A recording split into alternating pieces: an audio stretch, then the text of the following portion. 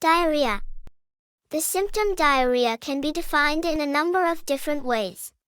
Patients may complain of frequent stools, more than 3 per day being abnormal, or they may complain of a change in the consistency of the stools, which have become loose or watery. There are a large number of possible causes of diarrhea.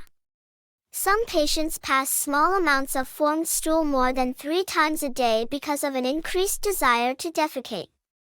The stools are not loose and stool volume is not increased. This is not true diarrhea.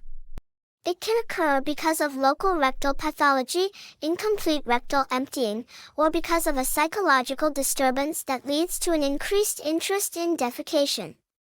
When a history of diarrhea is obtained, it is also important to determine if this has occurred acutely or whether it is a chronic problem.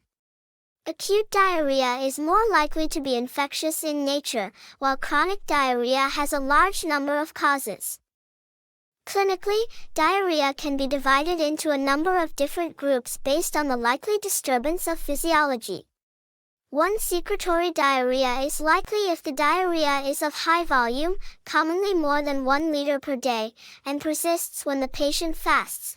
There is no pus or blood, and the stools are not excessively fatty.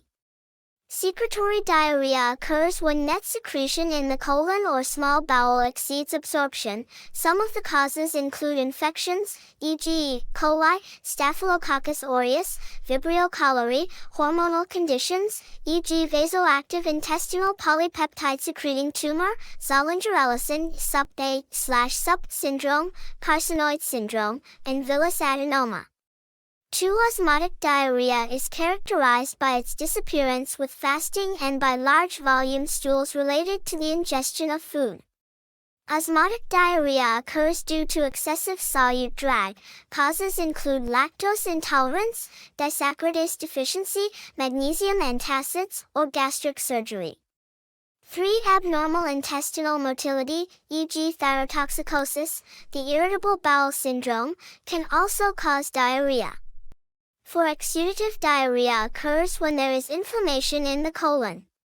Typically the stools are of small volume but frequent, and there may be associated blood or mucus, e.g. inflammatory bowel disease, colon cancer. 5. Malabsorption of nutrients can result in steatorrhea. Here the stools are fatty, pale-colored, extremely smelly, float in the toilet bowl and are difficult to flush away.